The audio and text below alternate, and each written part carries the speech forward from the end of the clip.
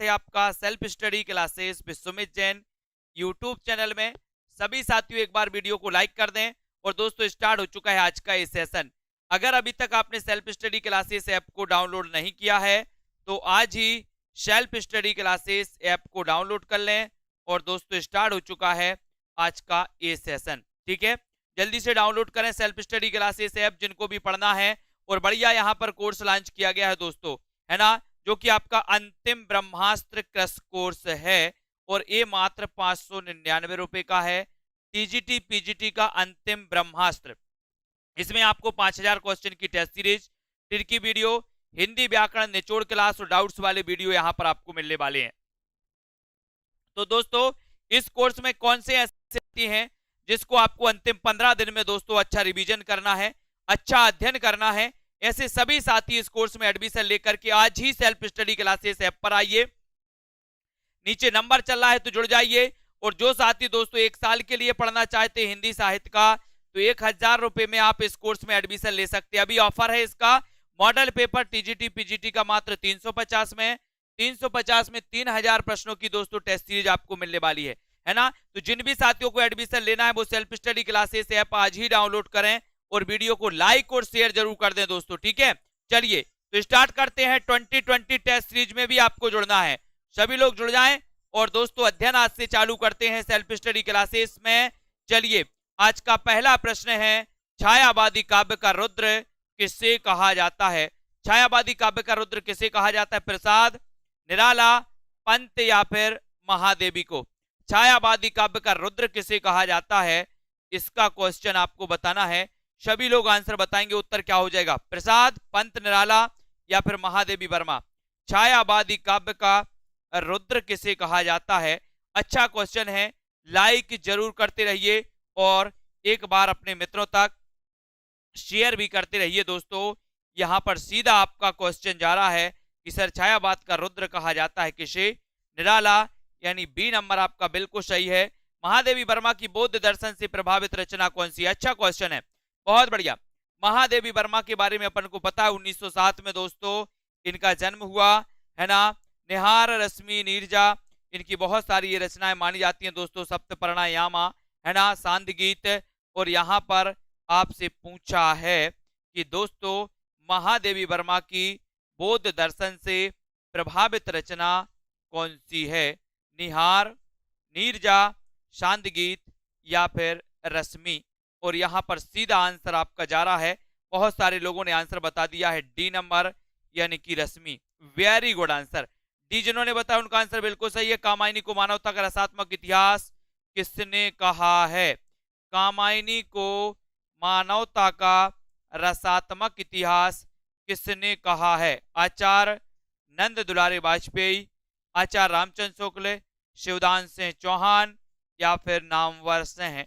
कामायनी को मानवता का रसात्मक इतिहास किसने कहा है, ये आपको उत्तर बताना है। प्रश्न क्रमांक 710 का आंसर। और 710 का बिल्कुल, जब तक तोड़ेंगे नहीं तब तक छोड़ेंगे नहीं। बहुत बढ़िया मायाराम जी, वेरी गुड। यहां पर उत्तर क्या हो जाएगा? नंद दुलारे वाजपेयी, यानी कि आपका 1 नंबर जो है वो बिल्कुल सही है।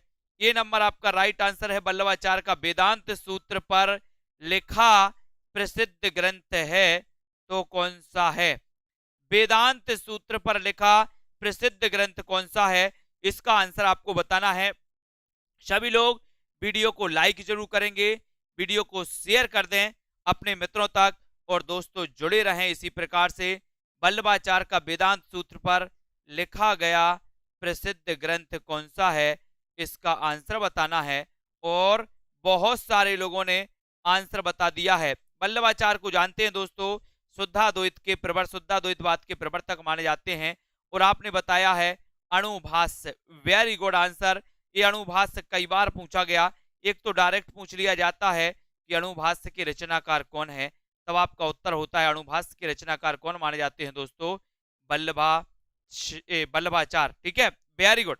अगला क्वेश्चन, 84 वैष्णव की वार्ता का संबंध किस संप्रदाय से है? 84 वैष्णव की वार्ता का संबंध किस संप्रदाय से है? शकी संप्रदाय, रामानुज संप्रदाय, श्री संप्रदाय या फिर वल्लभ संप्रदाय। 84 वैष्णव की वार्ता का संबंध किस संप्रदाय से है, इसका आंसर आपको चयन करना है, इसका उत्तर आपको बताना है। 84 वैष्णव की वार्ता, ये तो आपको पता ही है कि सर ये जो ग्रंथ है, ये ग्रंथ है गोकुलनाथ का। किसका ग्रंथ है दोस्तों? गोकुलनाथ का ये ग्रंथ है। और 84 वैष्णव की वार्ता का जो संबंध है वो संबंध किससे है? सीधा आंसर जाएगा वल्लभ संप्रदाय से। किससे है? वल्लभ संप्रदाय से। यानी आपका उत्तर 4 नंबर बिल्कुल सही है। Very good. कुंदन को रंग फीको लगे, झलके अति अंगन चारु गोसाई, पंक्ति किस कवि की है? भूषण, बिहारी, देव या फिर मतीराम। कुंदन को रंग फीको लगे, झलके अति अंगन चारु गोसाई, ये पंक्ति किस कवि की है? ये पंक्ति किस कवि की है? भूषण की है, बिहारी, देव या फिर मतीराम की है? बताइए सभी लोग। 713 का आंसर आपको बताना है। कुंदन को रंग फीको लगे, है ना, ये पंक्ति सभी लोग बताते जाएंगे। वीडियो को एक बार लाइक जरूर कर देना। जिन भी साथियों को दोस्तों सेल्फ स्टडी क्लास से जुड़ना है, और सेल्फ स्टडी क्लासेस में दोस्तों एक 15 दिवसीय कोर्स है दोस्तों। 15 दिन में कैसे उसको पढ़ें और कैसे दोस्तों रिवीजन करें, कैसे टेस्ट दें, इसको पढ़ना है तो पढ़ सकते हो। कुंदन को रंग फीको लगे, झलके अति अंगन चारु गोसाई, इसका आंसर बताना है और ये उत्तर हो जाएगा आपका मतीराम, है ना। ये पंक्ति किसकी है? मतीराम की। Very good answer. निम्न में से रीति मुक्त कविता की विशेषता कौन सी है? रीति मुक्त कविता की विशेषता कौन सी है? स्वच्छंदता, सामाजिकता या फिर दोस्तों निर्वैयक्तिकता या फिर ऐतिहासिकता। रीति मुक्त कविता की विशेषता कौन सी मानी जाती है? रीति मुक्त कविता की विशेषता कौन सी मानी जाती है? इसका आंसर आपको बताना है। रीति मुक्त कविता की विशेषता कौन सी मानी जाती है, ये आप बताओगे, उत्तर क्या हो जाएगा बताइए।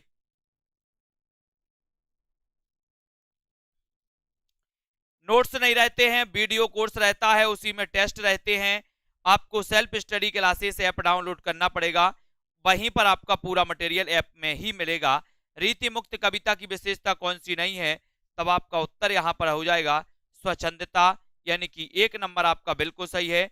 एक क्वेश्चन और आपको बताना है दोस्तों कि अंग्रेजी में जिसे रोमांटिज्म कहते हैं, हिंदी में उसे क्या कहते हैं? और आपको पता है रोमांटिज्म के अर्थ में छायावाद का सबसे पहले प्रयोग किसने किया था, ये भी आपको बताना है। सबसे पहले तो ये क्वेश्चन बताओ कि अंग्रेजी में जिसे रोमांटिज्म कहते हैं उसे हिंदी में क्या कहते हैं? उसे हिंदी में क्या कहते हैं? ये क्वेश्चन अगर आपसे पूछा गया है तो जल्दी आपको आंसर बताना है।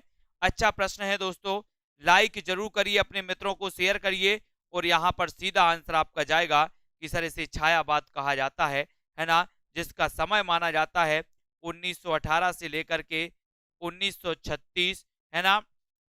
और आपको पता है कि रोमांटिज्म शब्द के लिए हिंदी में सबसे पहले छायावाद शब्द का जो प्रयोग किया था वो किया था रामचंद्र शुक्ल जी ने। ठीक है, शुक्ल जी ने किया था। Very good answer. छायावाद का पूर्वाभास किस कवि की रचनाओं में प्रकट होता है दोस्तों? प्रकट हुआ है। छायावाद का पूर्वाभास किस कवि की रचनाओं में प्रकट हुआ है? मुकुटधर पांडे की, रूपनारायण पांडे की, लोचन प्रसाद पांडे की या फिर श्याम नारायण पांडे की? छायावाद का पूर्वाभास किस कवि की रचनाओं में प्रकट हुआ है, इसका उत्तर आपको बताना है। सभी लोग बताएंगे छायावाद का पूर्वाभास किस कवि की रचनाओं में प्रकट हुआ है। अच्छा क्वेश्चन है। 716 का आंसर आपको बताना है और सीधा आंसर आपका जाएगा कि ये उत्तर जा रहा है। कौन कौन सही उत्तर बता रहा है? Very good answer, Mukutdhar Pandey. Chhayavad शब्द का सबसे पहले प्रयोग मुकुटधर पांडे ने किया था। स्वच्छंदतावाद शब्द का दोस्तों सबसे पहले प्रयोग मुकुटधर पांडे ने किया था, है ना। और रामचंद्र शुक्ल ने मुकुटधर पांडे को छायावाद का प्रवर्तक भी माना है ना। और यहाँ पर जो छायावाद का पूर्वाभास किस कवि की रचनाओं में प्रकट होता है तो वो कौन है? मुकुटधर पांडे। पंत को किस कृति पर ज्ञानपीठ पुरस्कार मिला? बहुत बढ़िया प्रश्न है। प्रश्न क्रमांक 717, पंत को किस कृति पर ज्ञानपीठ पुरस्कार मिला था? जल्दी से बताएंगे। 717 का आंसर आपको बताना है। पंत को किस कृति पर ज्ञानपीठ पुरस्कार मिला था? ये प्रश्न क्रमांक 717 है और 717 का जो आंसर हो जाएगा वो क्या होगा, बताइए जल्दी से। पंत को दोस्तों ज्ञानपीठ पुरस्कार मिला था, कब मिला था? 1968 में मिला था, 1968 में मिला था। और दोस्तों इनका सही उत्तर हो जाएगा, क्या हो जाएगा? उत्तर हो जाएगा बोले सर चिदम्बरा के लिए, यानी बी नंबर। पल्लव इनकी दोस्तों छायावाद का मैनिफेस्टो, छायावाद का घोषणा पत्र है, इनकी प्रसिद्धि का आधार है। अगला क्वेश्चन है छायावादी युग का प्रवर्तक किससे माना जाता है? ऐसा क्वेश्चन आपसे पूछ लिया गया तो आप क्या उत्तर बताओगे, बताइए। छायावादी युग का प्रवर्तक किससे माना जाता है? सभी लोगों को आंसर बताना है। वीडियो को लाइक जरूर कर देना एक बार दोस्तों, अपने मित्रों तक शेयर कर दें और दोस्तों निरंतर इसी प्रकार से लगे रहना है। छायावादी युग का प्रवर्तक किससे कहा जाता है? छायावादी युग का प्रवर्तक किसे कहा जाता है? जल्दी से आंसर बताएं सभी लोग। और सभी लोगों ने आंसर बताया है कि सर जयशंकर प्रसाद ने। मैं अगर आपसे पूछूं कि जयशंकर प्रसाद को छायावाद का प्रवर्तक किसने माना है, तो आपका उत्तर हो जाएगा ईला चंद्र जोशी ने। किसने माना है?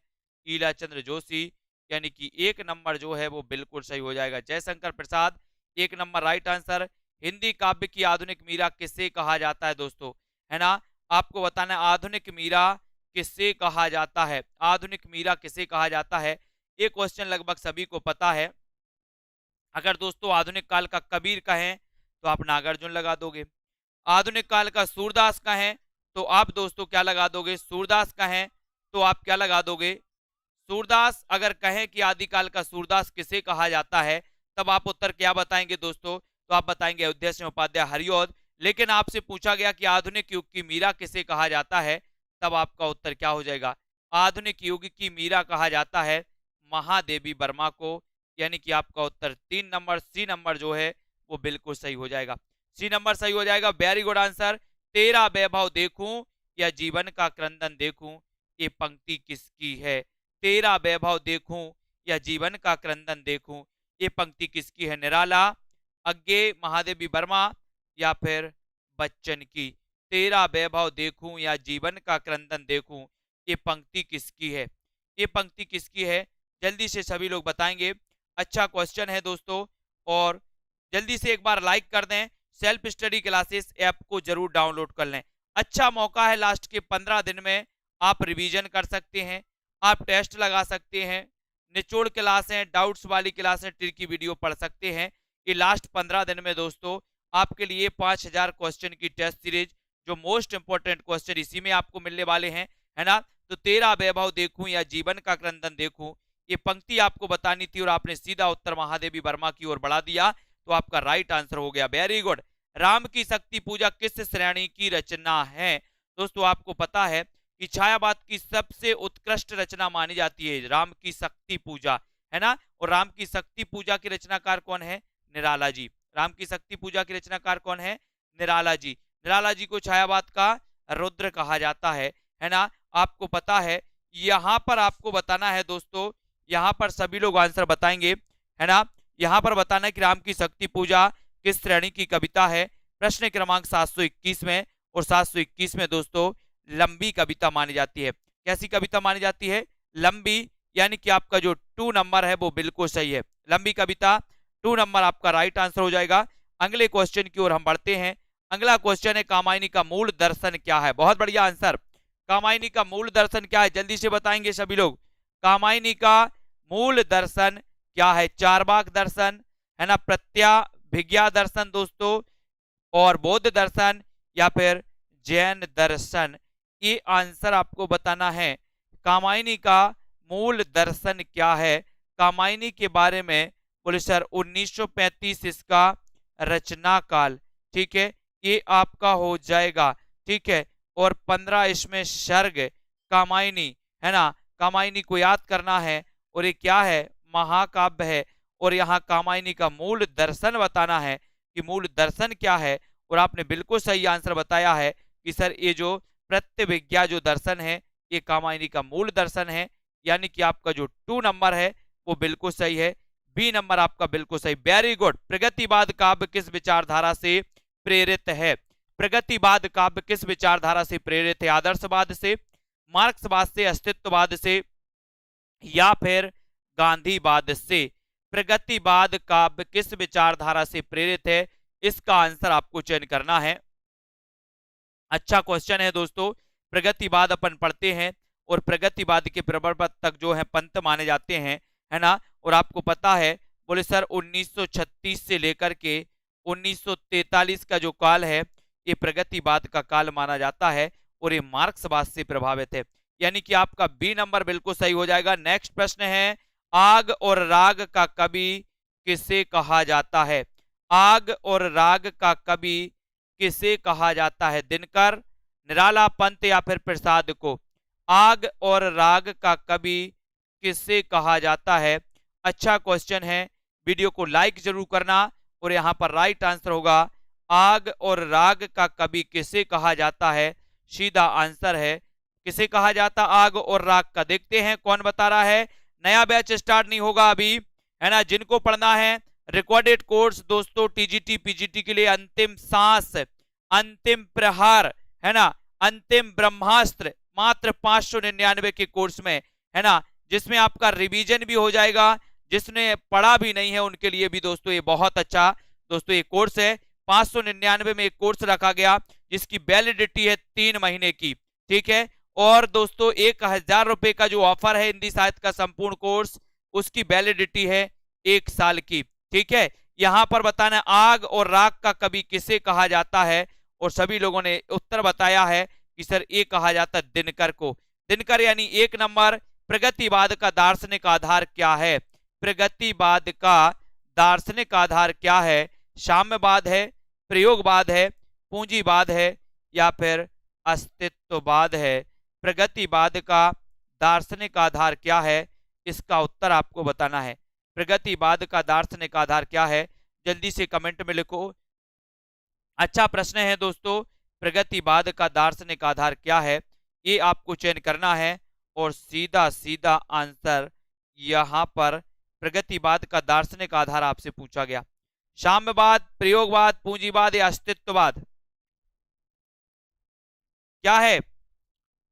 तो सभी लोगों ने बताया है कि सर प्रगतिवाद का जो दार्शनिक आधार है वो आधार है दोस्तों क्या? देखते हैं कौन कौन। अस्तित्ववाद बता रहे बहुत सारे लोग। उत्तर 1 नंबर जाएगा, यानी कि साम्यवाद। 1 नंबर जिन्होंने बताया उनका आंसर बिल्कुल सही है। ए नंबर बिल्कुल सही। धर्मवीर भारती का नाटक जिसमें महाभारत के कथानक को लेकर के आधुनिक युग के अनुकूल अर्थ प्रस्तुत किया गया है। तो धर्मवीर भारती का जो नाटक है जिसमें महाभारत के कथानक को दोस्तों आधुनिक युग के अनुकूल अर्थ प्रस्तुत किया गया है, वो आपको बताना है। महाभारत के कथानक धर्मवीर भारती का वो नाटक कौन सा है? अब यहां पर दोस्तों आपको नाटक दिख रहे हैं और नाटक में दोस्तों एक ही ऐसा नाटक दिख रहा है जो नाटक धर्मवीर भारती का है। वो बताएं आप, वो नाटक कौन सा है?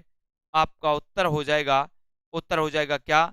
1 इंटू वी नंबर, अंधा योग। अंधा योग, है ना। बोले अंधा है योग धर्म के बिना, यानी कि आपका 2 नंबर जो है, बी नंबर जो है वो बिल्कुल सही है। संशय की एक रात की विधा क्या है? संशय की एक रात की विधा क्या है? कथा काव्य है, काव्य नाटक है, खंड काव्य है या फिर लंबी कविता? संशय की एक रात की विधा क्या है? बताएं सभी लोग। संशय की एक रात, इसकी विधा क्या है दोस्तों?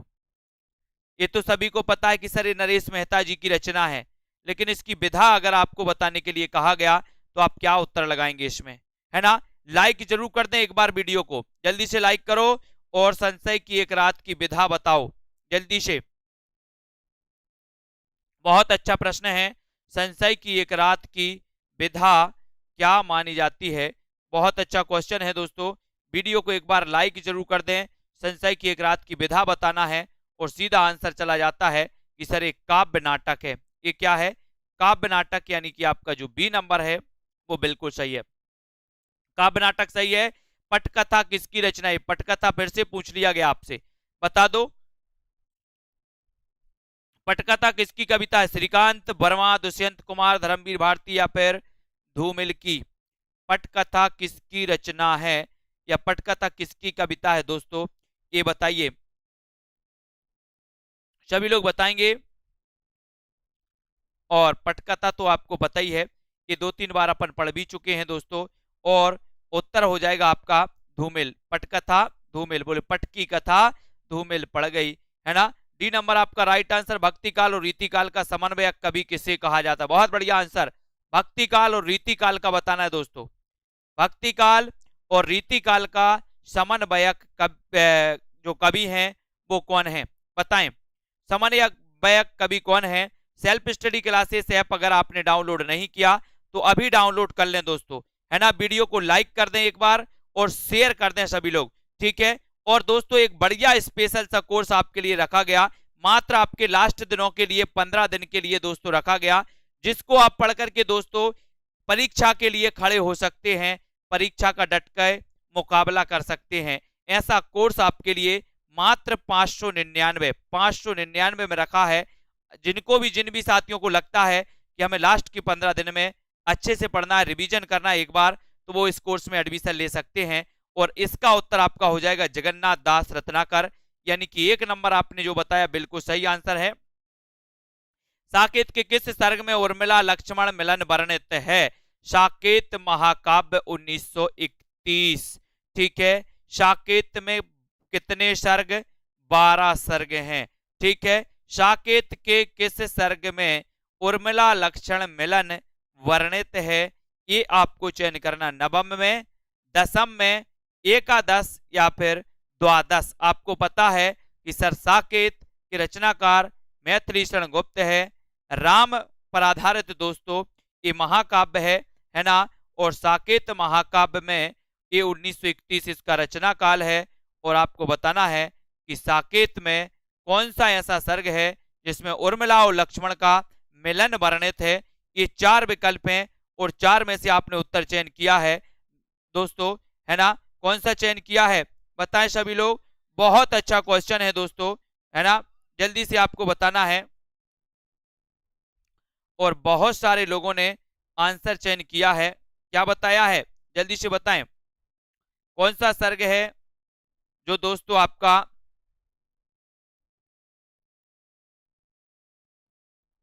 उर्मिला और लक्ष्मण मिलन का जो दोस्तों माना जाता है, वो कौन सा सर्ग माना जाता है, ये आपसे पूछा गया है। अगर आपसे बन रहा है तो जल्दी से बताएं। और दोस्तों साकेत के बारे में आपको पता है कि सर इसके सर्ग की बात करेंगे तो इसमें 12 सर्ग हैं, है ना। और बहुत सारे लोगों ने बता दिया दोस्तों, क्या कुछ लोग ए बता रहे हैं, कुछ लोग डी बता रहे हैं, है ना। तब आपका उत्तर हो जाएगा दोस्तों डी, डी यानी कि द्वादश। 4 नंबर आपका सही है, द्वादश आपका बिल्कुल सही हो जाएगा, ठीक है। बहुत बढ़िया, डी जिन्होंने बताया है उनका आंसर सही है, ठीक है। सबसे मार्मिक पूछा जाता है तो दोस्तों नवम सर्ग है ना। और द्वादश में यानी कि डी नंबर आपका राइट आंसर चला जाता है। Very good. अगला क्वेश्चन बताना है, क्वासी किसकी रचना है? क्वासी किसकी रचना है जल्दी से बताओ। अज्ञे, भारती, धर्मवीर भारती या फिर नवीन या फिर दिनकर, बताएं।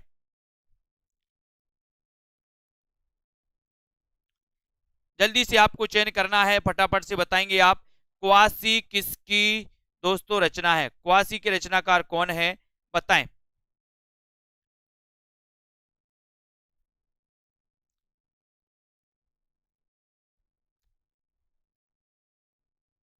जल्दी से बताना क्वासी किसकी रचना है। और आपका राइट आंसर है कि सर एक क्वासी है बाल कृष्ण शर्मा नवीन, यानी कि आपका उत्तर 3 नंबर जो है वो बिल्कुल सही है। सी नंबर आपका सही है। प्रसाद की खड़ी बोली कविताओं का प्रथम संग्रह कौन सा है? प्रसाद की खड़ी बोली कविताओं का प्रथम संग्रह कौन सा है, ये आपको चयन करना है। वीडियो को लाइक जरूर करेंगे दोस्तों। और बहुत ही अच्छा प्रश्न है यहाँ पर। जयशंकर प्रसाद जी की जब भी बात आती है तो प्रसाद जी के बारे में अपन पढ़ते हैं कि सर जो जयशंकर प्रसाद जी हैं इनका जन्म हुआ था 1889 में। प्रसाद की खड़ी बोली कविताओं का प्रथम संग्रह कौन सा है? उत्तर है कानन कुसुम, यानी कि आपका जो 2 नंबर है, बी नंबर है, वो बिल्कुल सही है। बी नंबर राइट आंसर है। Very good. जादू की कुर्सी नाटक के लेखक कौन है? जादू की कुर्सी नाटक के लेखक कौन है? बलराज साहनी, रांगे राघव, भीष्म साहनी या फिर मुद्रा राक्षस। जादू की कुर्सी, जादू की कुर्सी अपन ने देखा, बोले सर जादू की कुर्सी में क्या होता है? बल होता है, बल। तो बल से क्या बनेगा? बलराज साहनी, बलराज साहनी। यानी कि आपका दोस्तों एक नंबर जो है वो बिल्कुल सही हो जाएगा, एक नंबर राइट आंसर हो जाएगा। रुपया तुम्हें खा गया एकांकी के लेखक कौन है? बहुत बढ़िया आंसर, रुपया तुम्हें खा गया एकांकी के रचनाकार कौन माने जाते हैं? जल्दी से बताएं। वीडियो को लाइक जरूर कर देना है, डीके जी बिल्कुल मैसेज करना, व्हाट्सअप करना है ना। रुपया तुम्हें खा गया एकांकी के रचनाकार कौन है? एकांकी के लेखक कौन है? रुपया तुम्हें खा गया एकांकी के रचनाकार कौन माने जाते हैं? और सीधा सीधा आंसर है। बहुत बढ़िया है दोस्तों, सेल्फ स्टडी क्लासेस ऐप को जरूर डाउनलोड कर लेना और आपका राइट आंसर हो जाएगा भगवती चरण वर्मा, यानी कि 3 नंबर आपका सही है। रुपया तुम्हें खा गया एकांकी के रचनाकार कौन है? भगवती चरण वर्मा। ठीक है, भगवती चरण वर्मा 3 नंबर। Very good. अगला क्वेश्चन, नाटक के लिए रंगमंच होना चाहिए, रंगमंच के लिए नाटक नहीं, बताइए किसने कहा? एक कथन किसका? इतना सरल क्वेश्चन, इतना अच्छा क्वेश्चन है दोस्तों, सभी लोगों को आंसर आना चाहिए। हम तो कह रहे बोलो सभी लोग दोस्तों 15 दिन का रिवीजन वाला कोर्स में एडमिशन लें और अपना रिवीजन बहुत अच्छे से करें। टीजीटी पीजीटी वाले जो हमारे साथी हैं, है ना, 15 दिन में अंतिम प्रहार करें परीक्षा पर दोस्तों, मात्र कितने में? 599 में, है ना। तो यहां पर आपको बताना है कि नाटक के लिए रंगमंच होना चाहिए, रंगमंच के लिए नाटक नहीं, ये कहा था जयशंकर प्रसाद ने, यानी कि 2 नंबर आपका बिल्कुल सही हो जाएगा। ठीक है, बहुत बढ़िया, 2 नंबर आपका राइट आंसर है। जनवादी नाट्य परंपरा का नाटक कौन सा है? जनवादी नाट्य परंपरा का नाटक कौन सा है ना? बकरी, छठा बेटा, शुतुरमुर्ग या फिर त्रिशंकु। जनवादी नाट्य परंपरा का नाटक कौन सा माना जाता है? अच्छा प्रश्न है, एक बार वीडियो को लाइक जरूर करें। जनवादी नाट्य परंपरा का नाटक किससे माना जाता है? ये बहुत बढ़िया प्रश्न है दोस्तों और सभी लोगों ने आंसर लगा दिया है। जनवादी नाट्य परंपरा का जो नाटक है वो नाटक कौन सा है? वो नाटक है दोस्तों कौन सा बता रहे हैं आप लोग? देखते हैं कौन कौन सही बता रहा है।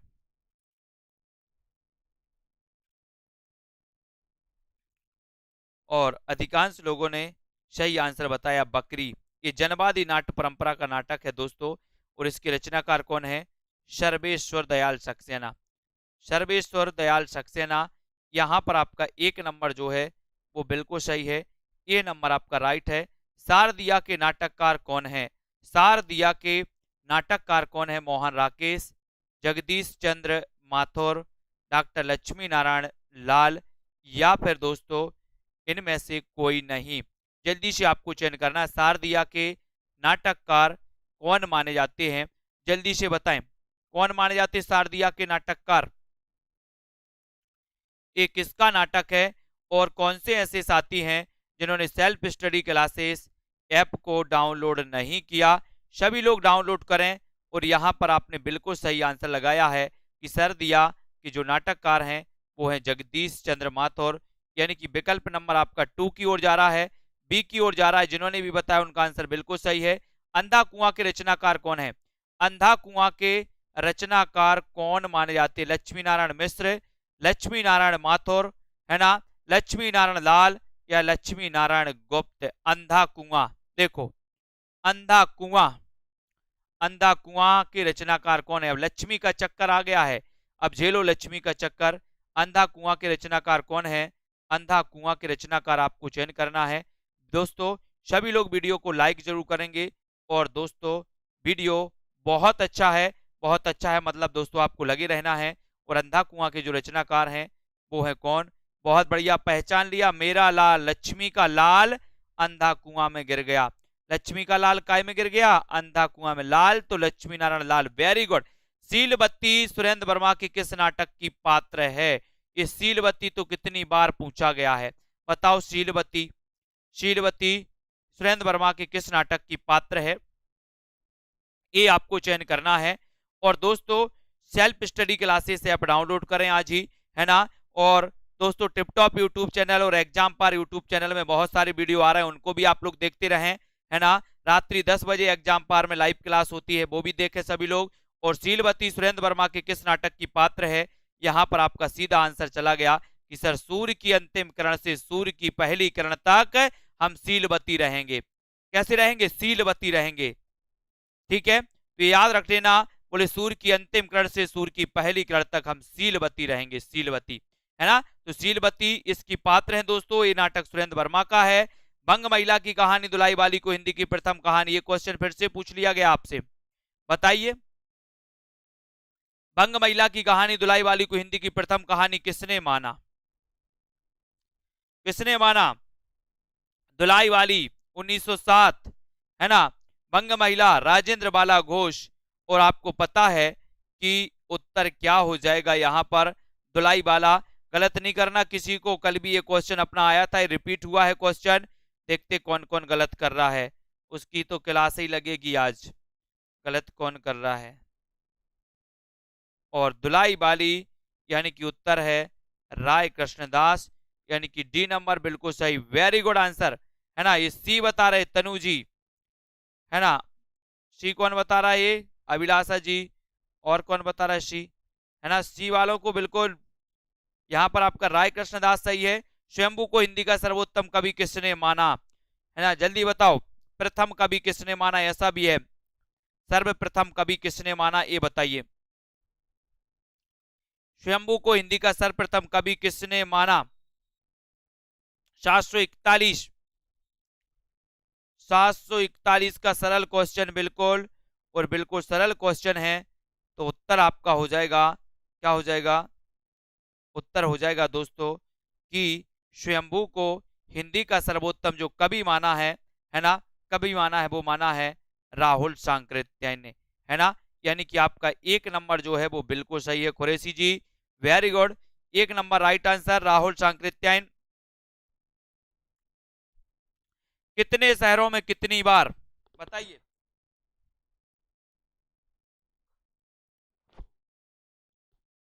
कितने शहरों में कितनी बार किस विधा की रचना है? कविता, आत्मकथा, उपन्यास या फिर कहानी? कितने शहरों में कितनी बार किस विधा की रचना है? और आपका सीधा आंसर जाएगा कि सर जो ये कितनी शहरों में कितनी बार, है ना, ये आपका राइट आंसर हो जाएगा, ये आत्मकथा है, आत्मकथा है। यानी कि आपका 2 नंबर जो है वो बिल्कुल सही हो जाएगा, है ना। बहुत बढ़िया आंसर। आपको बताना है कि आत्मकथा की रचनाकार कौन है, कितने शहरों में कितनी बार, ये किसकी आत्मकथा है, जल्दी बताओ। नागफनी किसकी आत्मकथा है दोस्तों? नागफनी, बहुत बढ़िया प्रश्न है। नागफनी ये किसकी आत्मकथा है और कितने शहरों में कितनी बार, बताइए, ये आत्मकथा भी किसकी है? एक दोस्तों अज्ञेय की रचना कितनी नाव में कितनी बार, वो अलग है, ये आत्मकथा है। और ये आत्मकथा किसकी है, ये आपको चयन करना है।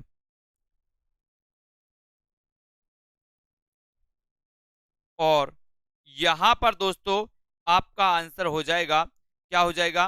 वेरी गुड, यहां पर आंसर है नागफनी किसकी आत्मकथा है, ये आपसे पूछा गया। और बिल्कुल सही आंसर जाएगा दोस्तों रूप नारायण, रूप नारायण सोनकर। नागफनी, नागफनी का रूप देखा आप लोगों ने? नागफनी का रूप देखा कि नहीं देखा? बोले सर नागफनी का रूप तो देखा है। तो ये रूप नारायण, नागफनी रूप नारायण सोनकर, यानी 4 नंबर आपका सही है, रूप नारायण सोनकर आपका राइट आंसर हो जाएगा यहां पर। ठीक है, बहुत बढ़िया, सभी लोगों को धन्यवाद, इसी प्रकार से अध्ययन करना है।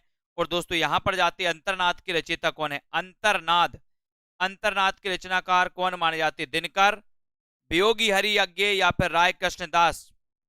सभी लोग बताएं, अंतर्नाद के रचयिता कौन है? अंतर्नाद के रचयिता जल्दी से बताना है।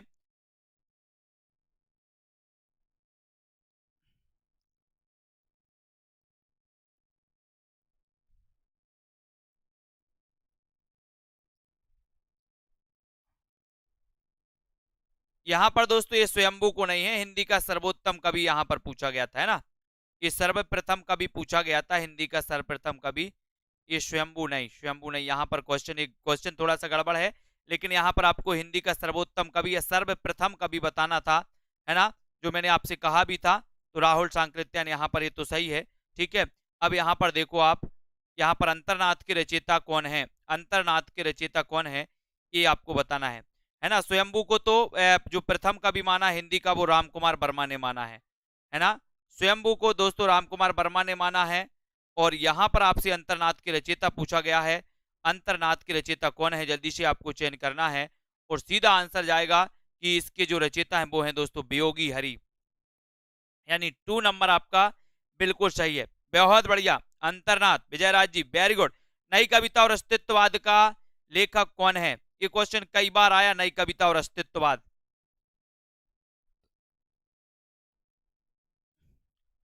वहां पर दोस्तों वो क्वेश्चन ही थोड़ा सा गड़बड़ है, बिल्कुल सही है, बहुत बढ़िया है ना। यहां पर दोस्तों क्वेश्चन स्वयंभू को पूछा था कि स्वयंभू को हिंदी का सर्वोत्तम कवि किसने माना है, तो हिंदी का सर्वोत्तम कवि दोस्तों राम कुमार वर्मा होना था सर्वप्रथम कवि, है ना। हाँ, उस क्वेश्चन को अपन देख लेंगे, अभी देख रहे हैं फिर से। ठीक है, नई कविता और अस्तित्ववाद का लेखक कौन है, तो उत्तर हो जाएगा रामविलास शर्मा, यानी 2 नंबर आपका बिल्कुल सही, यहाँ पर रामविलास शर्मा सही है, वेरी गुड आंसर। अगला क्वेश्चन देखो, रस सिद्धांत में पूर्ण निष्ठा रखने वाला आलोचक कौन है, रस सिद्धांत में पूर्ण निष्ठा रखने वाला आलोचक कौन है, पूर्ण निष्ठा रखने वाला आलोचक कौन है। और यहां पर आपका राइट आंसर क्या होगा, रस सिद्धांत पर, और सीधा सीधा आपका आंसर जाएगा, क्या जाएगा, रस सिद्धांत में पूर्ण निष्ठा रखने वाला आपको बताना है। और आपने बिल्कुल सही आंसर बताया, डॉक्टर नगेंद्र, यानी कि आपका जो सी नंबर है दोस्तों वो बिल्कुल सही हो जाता है। ठीक है, वेरी गुड आंसर। अब यहां पर चर्चा कर लेते इस प्रश्न पर। यह प्रश्न थोड़ी सा हटके पूछा गया दोस्तों, यहां पर स्वयंभू को हिंदी का सर्वोत्तम कवि सर्वप्रथम कवि पूछना था, ऑप्शन भी नहीं दिए, सर्वप्रथम कवि राम कुमार वर्मा ने माना था दोस्तों, है ना। यहाँ पर एक क्वेश्चन थोड़ा सा मिस वो हो गया है ना। स्वयंभू को हिंदी का प्रथम कवि किसने माना, तो राम कुमार वर्मा ने, ऐसा क्वेश्चन होता था। इस क्वेश्चन को सुधार लो, है ना, इस क्वेश्चन को सुधार लो, ये ऑप्शन आपके में नहीं था। ठीक है, तो सभी साथियों को धन्यवाद, सभी साथियों इसी प्रकार से दोस्तों लगे रहें। और इस अंतिम ब्रह्मास्त्र क्रश कोर्स में दोस्तों आपको एडमिशन जरूर लेना है, जिन्होंने अभी तक एडमिशन नहीं लिया और जिन भी साथियों को एडमिशन लेना है, और आपको दोस्तों पढ़ना है अंतिम 15 दिनों में बहुत अच्छा, रिवीजन भी करना है बहुत अच्छा, तो पढ़ सकते हो दोस्तों इस अंतिम ब्रह्मास्त्र, है ना, अंतिम ब्रह्मास्त्र क्रश कोर्स, जो आपके लिए कम समय में बहुत सारा अध्ययन आपको दोस्तों इसमें हो जाएगा, बहुत सारी चीजें आपको इसमें पता चल जाएंगी कम समय में ही, है ना। और आपका एक रिवीजन भी अच्छा हो जाएगा। तो हिंदी साहित्य में जो भी साथी इस कोर्स में एडमिशन लेना चाहते हैं वो इस एडमिशन ले सकते हैं, वीडियो को लाइक कर सकते हैं, शेयर कर सकते हैं, और दोस्तों है ना इसी प्रकार से अध्ययन भी कर सकते हैं। ठीक है, बहुत बढ़िया, सभी साथियों को, प्रवीण ओझा जी, है ना, अनिल कुमार जी, स्वतंत्र जी, कल्पना जी, सीमा जी, बाल गोविंद जी, वेरी गुड, अनीता जी, रेखा जी, शर्मिला, दारसू, बाल मुकुंद भारती जी, वेरी गुड, मनीषा, राजलक्ष्मी जी, गीतिका जी, लता जी, शिवांश जी, बहुत बढ़िया, प्रदीप जी, धन्यवाद सभी साथियों को। और कुबेर जी, वेरी गुड, मुकना तार जी, अर्शदीप जी, काश्मीर जी, बीनू सरोज, शैलेश जी, वेरी गुड, धन्यवाद सभी साथी, जुड़े रहें, लाइक करते रहें, रीता कांत जी, पूनम जी, मनीषा गिल जी, अभिलाषा जी, धन्यवाद धन्यवाद, बिल्कुल वीडियो को लाइक शेयर करते रहें, अपने जिन भी मित्रों को दोस्तों पढ़ना है अंतिम 15 दिनों में उनको दोस्तों इस कोर्स को सजेस्ट करिए, जिनको भी लेना है इस कोर्स में दोस्तों उनका बहुत अच्छा रिवीजन भी हो जाएगा। नीरज जी, कमल, ज्ञानेश जी, है ना, ममता जी, सोनिया, स्वतंत्र गुप्त जी, बिल्कुल बहुत बढ़िया, धन्यवाद कमल जी, मोकनत जी, राम मूरत जी भी आ गए हैं, राम मूरत जी धन्यवाद, स्वाति जी, तनु, पूजा जी, कुबेर जी, युवराज जी, राजीव जी, आरसीपी पटेल जी, वेरी गुड, मयंक जी कोठीवाल, मयंक जी व्हाट्सएप पे करना तो जोड़ देंगे हम, है ना, बिल्कुल, रेखा जी, बहुत बढ़िया,